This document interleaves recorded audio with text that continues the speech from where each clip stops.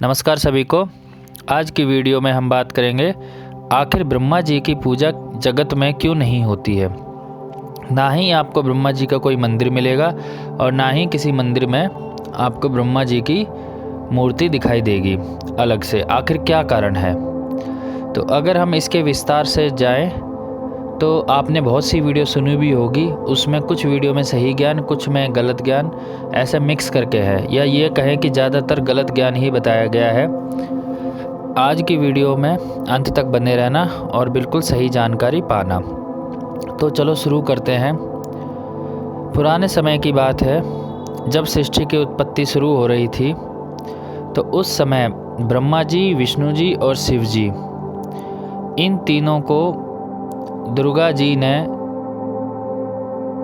बोला कि आप सृष्टि की शुरुआत करो। ब्रह्मा जी का काम था सृष्टि की उत्पत्ति करना, विष्णु जी का काम था कि सृष्टि का पालन पोषण करना और शिव जी का काम है कि संहार करना, रजोगुण, सतगुण और तमगुण।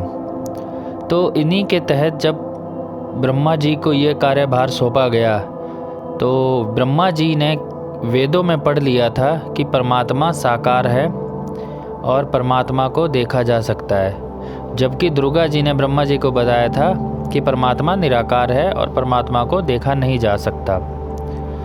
तो ब्रह्मा जी ने जब वेदों में पढ़ा तो उसके बाद उन्होंने यह बात ठान ली कि मैं परमात्मा को पाके रहूँगा, क्योंकि वेदों में लिखा है।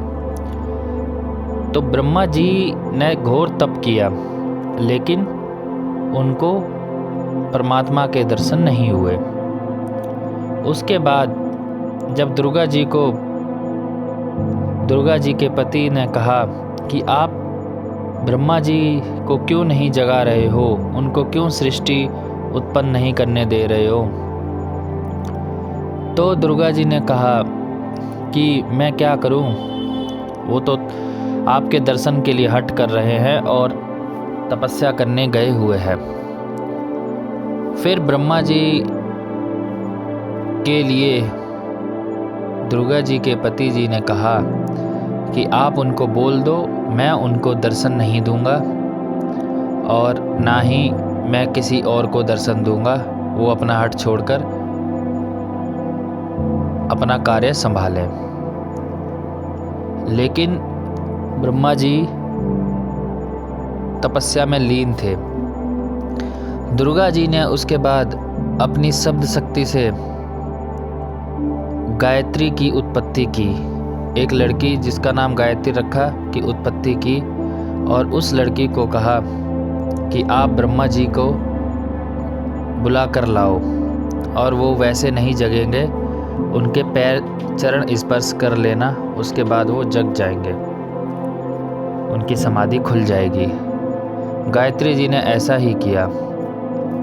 ब्रह्मा जी की जैसे ही तपस्या भंग हुई तो उन्होंने उठते ही कहा कि तू कौन है जो मेरी तपस्या भंग कर दी। तब उसके बाद गायत्री जी ने कहा कि मेरे को माँ ने भेजा है और आपको तपस्या से जगाना था। तो ब्रह्मा जी ने कहा कि मैं अपनी माँ को वचन देकर आया था कि या तो मैं अपना मुख नहीं दिखाऊंगा, नहीं तो मैं पिताजी के दर्शन करके ही आऊँगा। अब मैं किस मुंह से जाऊं? फिर ब्रह्मा जी ने एक युक्ति सूझी कि क्यों ना गायत्री तुम मेरी झूठी गवाही दे देना, जिस कारण से मैं माता जी के पास जा सकता हूँ। आपको सिर्फ इतना बोलना है कि हाँ, मुझे पिताजी के दर्शन हुए हैं।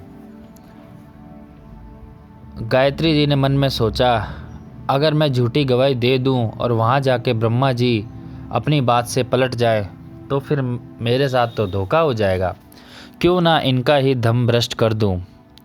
इसी के तहत उन्होंने ब्रह्मा जी से कहा कि आप मेरे साथ रति क्रिया करो, तब मैं आपकी झूठी गवाही दूंगी। तो ब्रह्मा जी मजबूर थे, फिर उन्होंने ऐसा किया और उसके बाद उन्होंने एक गवाह तैयार करने के लिए और सोचा। तो गायत्री ने अपनी शक्ति से पोपवती नाम की एक कन्या को जन्म दिया शब्द शक्ति से और उनके साथ भी यही बोला, तो उन्होंने भी यही शर्त रखी कि मैं झूठी गवाही तब दूंगी जब ब्रह्मा जी मेरे साथ रति क्रिया करें।